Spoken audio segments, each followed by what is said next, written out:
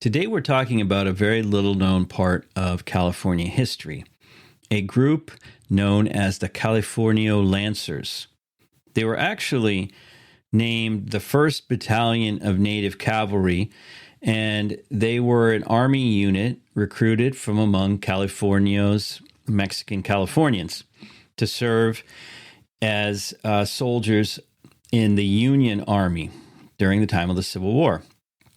They were called Lancers because they carried lances, just as the old leather jacket soldiers had on the frontier, and as the Californios had when they defeated American troops at the Battle of San Pasqual during the U.S.-Mexico War. Author Tom Prezelski, whom I'm speaking with today, has written a really informative book published by the University of Oklahoma Press about this unique group of soldiers, their actions, and the time in which they lived.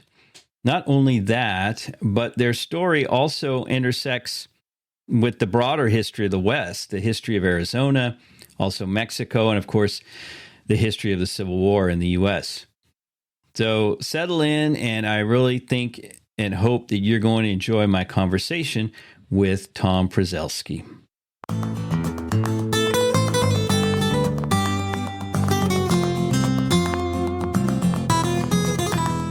Tom, it's a pleasure to meet you. I'm wondering if, first of all, we're going to talk about your book, California Lancers, the 1st Battalion of Native Cavalry in the Far West.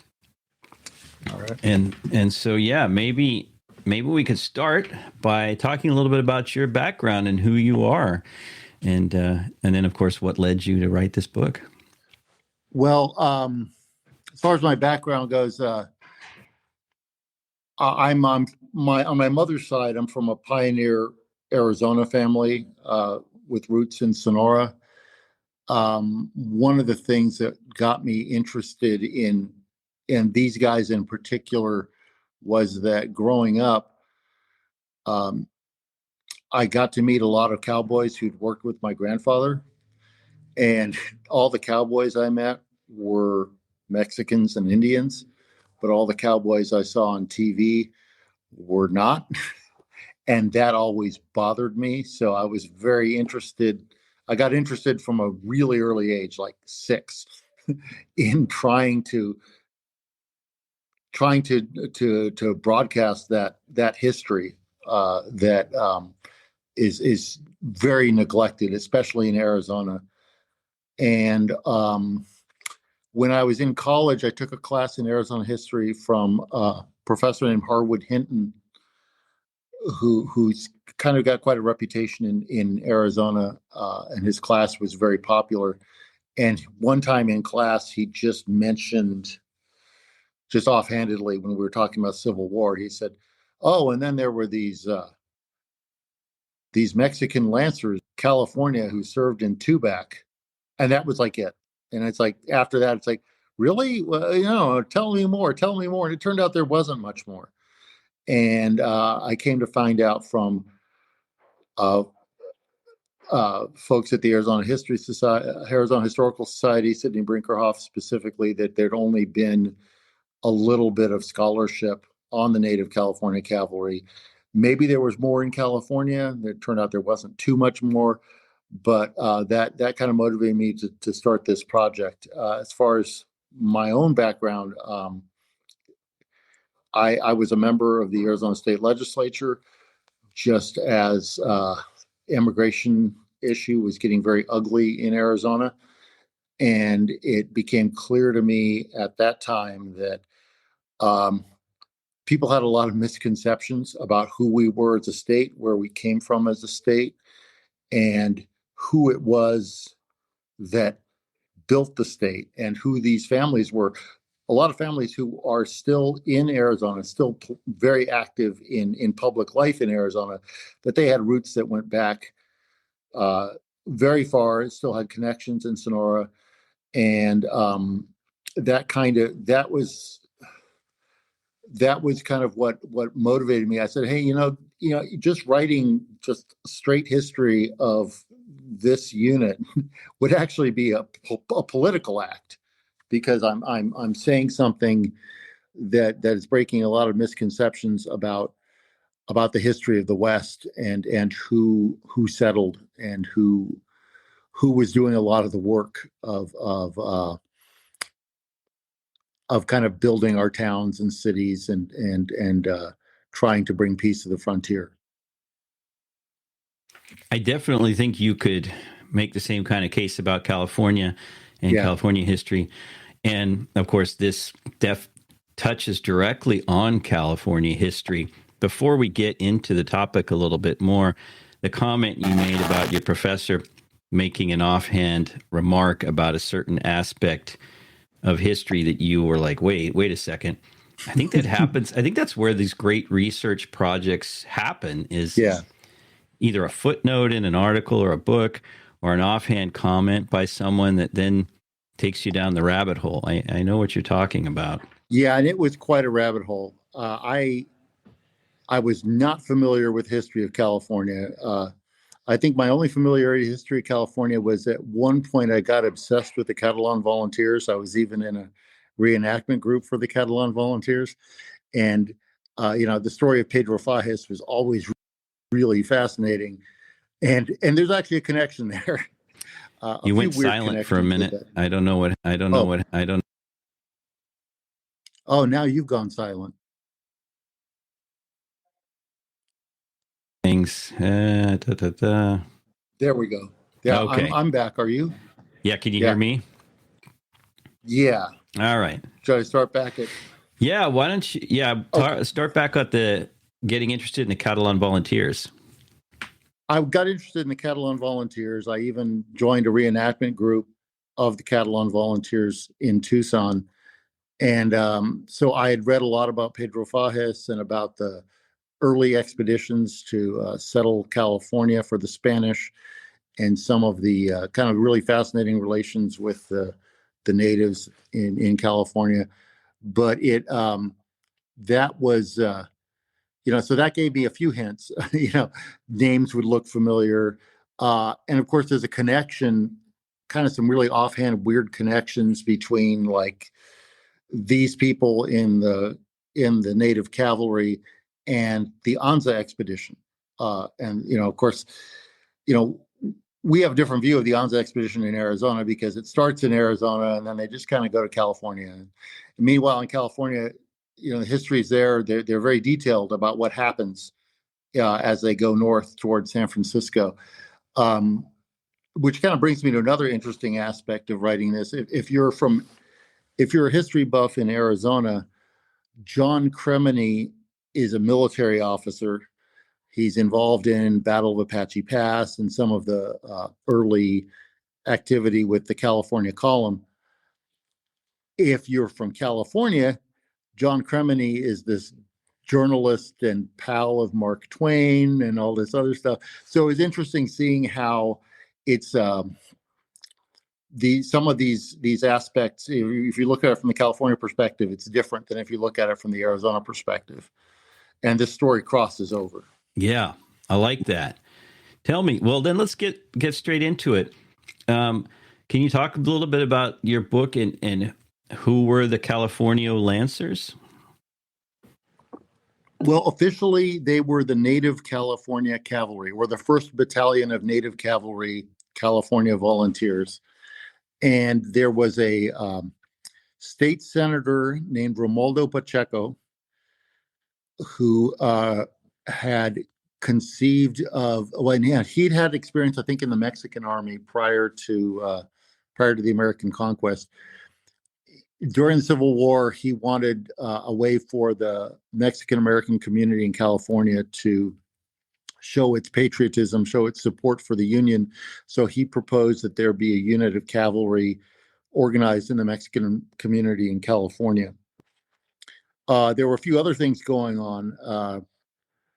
There was a very deliberate effort by the Republican forces in Mexico to whip up sympathy for the Republican cause when Mexico was invaded by the French, and then when they installed an emperor in Mexico.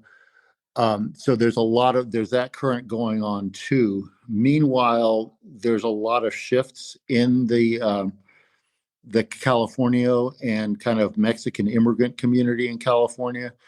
Uh, by this time, the Californios were actually outnumbered by Mexican immigrants, and both were outnumbered by the immigrants from other parts of the United States. So there was a kind of a real kind of political effort to show some solidarity, and this was part of that. It took some time to recruit them. There were various problems in Southern California, for instance. And this is one of those frustrating things when you do historical research. All you could see was people talking about interference from Confederate sympathizers for the recruiting efforts. And I'm kind of picturing, someone setting up a table and a sign that says, "Join the Union Army, join the California Native Cavalry," and then, a bunch of, pro-Confederate bullies coming over and knocking over the table or whatever. But I never got any specifics as to what the interference was. But they basically got organized geographically. The first one was Jose Ramon Pico, whose name is all over the place, mostly in Southern California. Well, basically, the family name is all over the place. He seems to be the bad child in the family, but he organizes Company A in San Jose and kind of Central California. There's a Company B that's initially organized in San Francisco.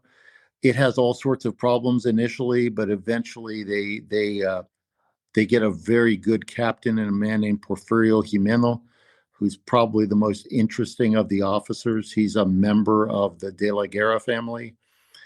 And he writes these beautiful, very cynical letters during his service. And one thing I found out afterward, there's a professor in New Mexico who's writing a book about Mexican American assimilation in the 19th century. And he looked a lot at Porfirio Jimeno as kind of a case study. And it turns out Porfirio Jimeno was probably gay. There's some letters back and forth with William Tecumseh Sherman, who was very close with the De la Guerra family, where he just outright he uses some interesting language to describe Jimeno. So that's something I totally missed. I just saw him as kind of a guy who didn't quite fit in, but I'm really glad other people were doing research so we get that kind of full history. Company C was recruited in Santa Barbara from the De La Guerra family, and they get recruited within a matter of weeks. They have their 100 men together. They're camped out in what's now De La Guerra Plaza in Santa Barbara. There's some political issues because their captain was at one point a Confederate sympathizer, was definitely Democrat, possibly at one point dabbled in sympathizing with the Confederacy. But they turn out to be one of the most well-disciplined companies, basically because most of them were cousins. And then there's Company D, which is in Los Angeles. That one has some of the most trouble with recruiting because Los Angeles was a center for Confederate sympathy. The thing that made them unusual, other than the fact that they were primarily Californios and Spanish-speaking immigrants from Mexico, primarily Sonora, but also because they were armed with lances. There was this notion that the Mexican soldiers in the Mexican War had been so effective with lances that maybe if we recruit a Mexican American unit, we should give them lances. There's no evidence that these lances were ever actually used in combat. At one point, there is Company B is in the Central Valley around San Juan Bautista and the pass just beyond San Juan Bautista, and they're pursuing a gang of bandits, and it's no one ever talks about, okay, what were they doing? How did they pursue them or anything? But it's like, it's kind of fun to picture these Lancers pursuing these bandits across the Central Valley. And that may have been what happened. I mean, the newspaper accounts make of these guys a lot of the fact that they have lances. When they were pursuing Apaches in Arizona, they almost certainly weren't using their lances, because John Cremeny actually writes a letter, says, hey, why are we sending these guys out with lances? We're going to try something else. But it seems very fanciful now, but in the context of the late 19th century, it didn't seem so weird. And you have to consider that lances were still being used effectively in European armies up until the 1920s. So it's not nearly as much of a throwback as it seems. It was a throwback in the United States, but it wouldn't have been a throwback elsewhere. So a lot gets made of that. And, when I was initially doing my research, people would say, hey, did they really carry lances? And I said, yeah. And I don't know if there's any surviving lances in California, but I know there are at least two in Arizona. There's one that was found in the Santa Cruz River, south of Tucson. That was identified as a native cavalry lance. They have a very distinctive design. And then there's one that ended up in the Historical Society collection that came from someone in California. But they definitely did carry lances. So I seem to recall that was one of the points at the Battle of San Pasqual, where they did very well with lances against U.S., I guess, infantry and Marines and sailors. And I guess that was part of the reason. My question is, were these lances that they're using, in service, are these lances that are manufactured by the U.S. government now? Yes. I think it was General McClellan had been an observer at the in the Crimean War and had witnessed lances being used very effectively in Crimea. And I mean, contrary to that one battle, but and so he came back to the United States and proposed this design for an American lance, which was based mostly on an Austrian design, and it was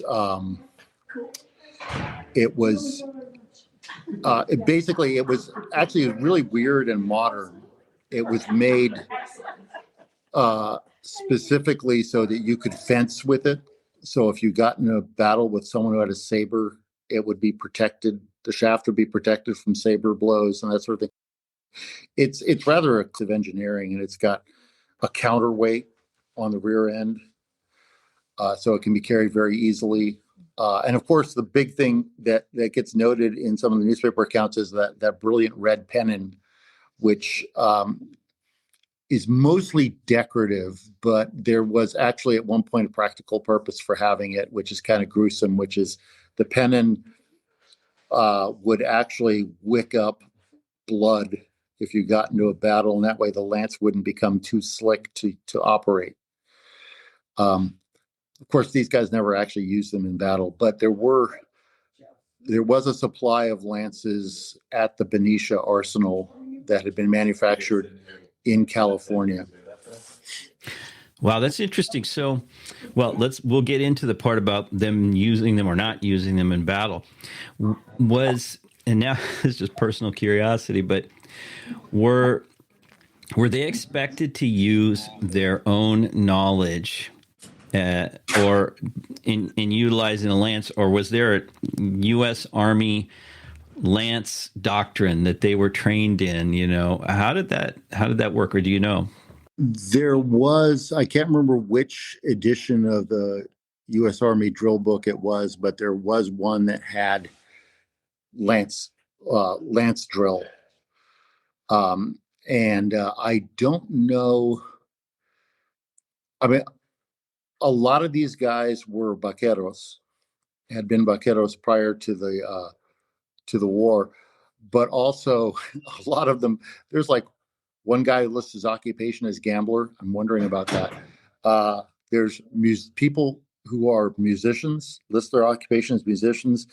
There's store clerks, a wide range of occupations, which tells you a lot about frontier California, which is that, we have the stereotypes of what the role of Mexicans were in frontier California, but these guys have all the jobs that other people have, but most of them are vaqueros. So, and so it stands to reason that those vaqueros were able to train, or at least help the training of the other men who may not have been as familiar with horses.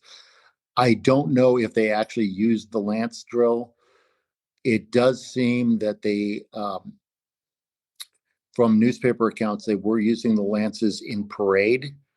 Like parades were really important, especially in Southern California. They would frequently just make these demonstrations in Southern California because, especially around the 1860, I think it's around the 1864 election, they just kind of ride a circuit around the Los Angeles area and do a parade in each town just to make sure that everybody knows that the Union is watching them. And so they definitely did some kind of drill with the lance. It's just not clear how much training they really had with them. So these guys are organized. The book title says 1863 to 1866. Mm-hmm. How concerned were the authorities in California about the Civil War and its extending all the way into the West, if possible? Okay, well, I mean, at the beginning of the Civil War, of course, it seemed to be, everyone agrees it's a very active threat because you have the Confederate Army of New Mexico, and then you have kind of a company from that army is going into Arizona and sending envoys into Sonora. So there seemed to be a very active threat. That's over by, let's just say, about May of 1862. They're retreating. The first Union forces come back into Tucson, actually commanded by Lieutenant Juan Rirado, who is a Californio. I think he might be the only Mexican American officer in the California column, but he has cousins who are in the Native California Cavalry, including, I think, a brother. So it's over by that. I mean, the active threat is over by then. However, there's a lot of civil unrest in California. There's still a lot of Confederate sympathizers in California who seem to be up to something. It's hard to tell from the historical documents because how much of this is people trying to be very useful, and how much of it is there's actively a threat in California. Like at one point, Captain Sanchez from Company D is sent into Baja California because there's a report of these Confederate sympathizers trying to raise an army in Baja California and arm themselves to invade California. And then he gets there and finds that they just are living in a small village in the desert, eking out a living, and aren't really concerned about coming back. They just don't want to live in California anymore. So, I mean, there's all these kind of false alarms, and there's real threats. There's people who are actively trying to disrupt the elections. There are people who are, as I said, there's this gang of bandits that are operating primarily in the Central Valley. They eventually moved south to Bakersfield area, called the Mason Henry Gang, who were Confederate sympathizers. And at one point, their gang may have had up to 20 people. and they're attacking stage stations and that sort of thing. It's hard to see to what end they're doing this, and they're probably just criminals. But if you're a Union sympathizer in California, you're going to get nervous. So that's a lot of what's going on. The other thing, of course, is that among Californians, among Union sympathizers in California, they see the war then going on in Mexico as kind of an extension of what's going on in the Civil War. So they're seeing the Republican side under Benito Juarez being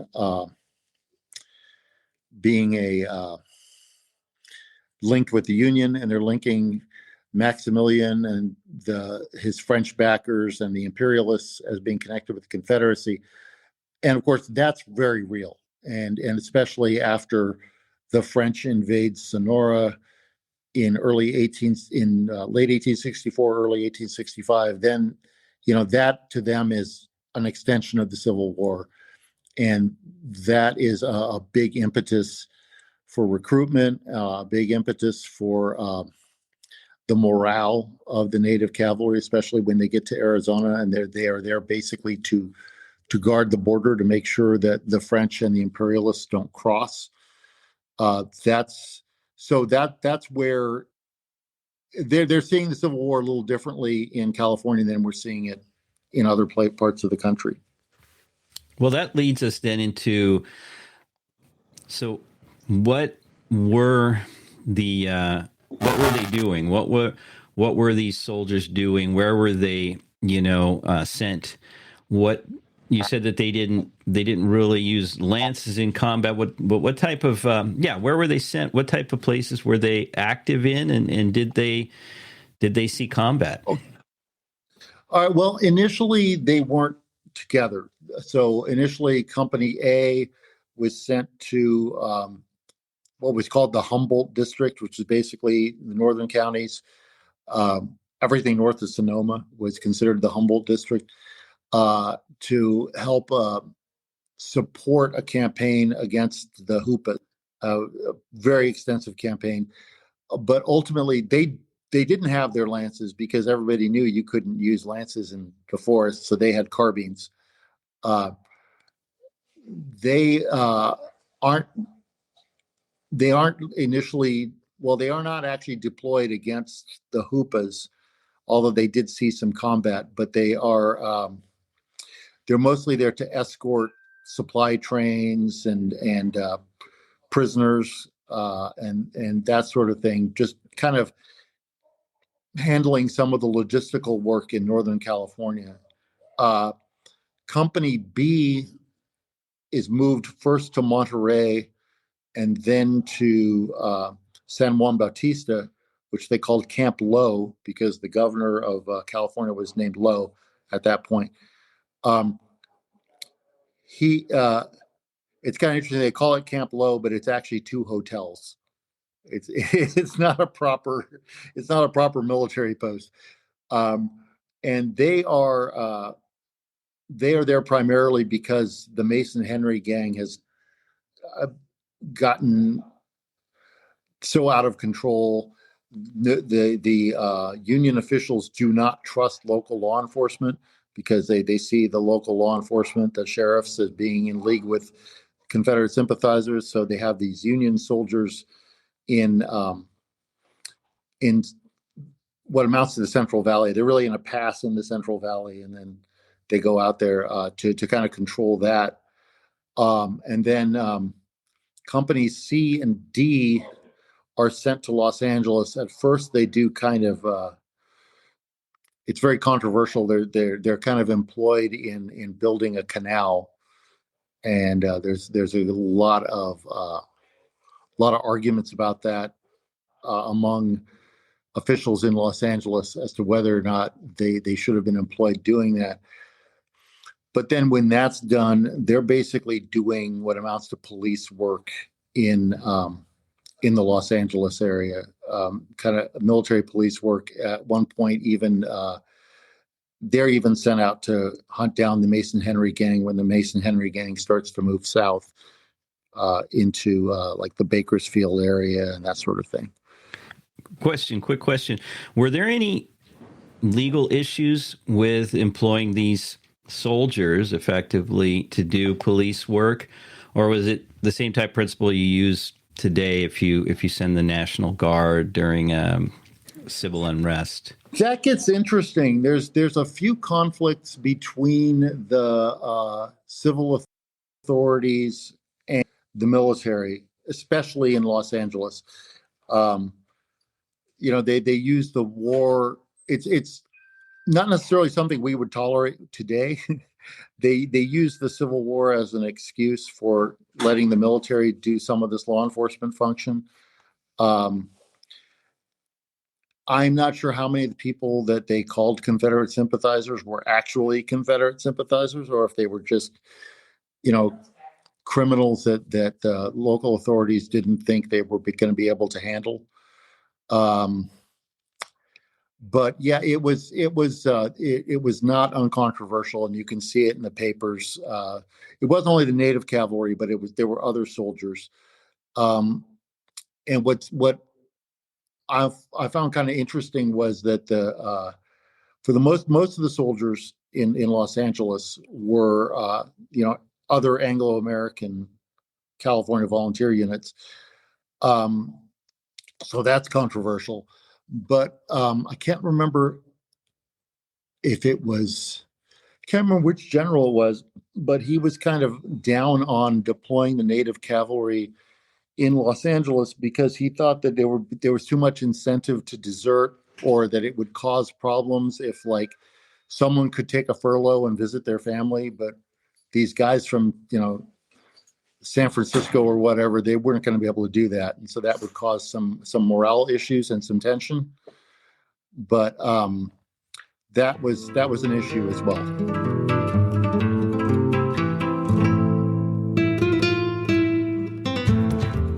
I hope you enjoyed this episode of the California Frontier Show. If you'd like to support the show, the best thing to do is to let other people know about it.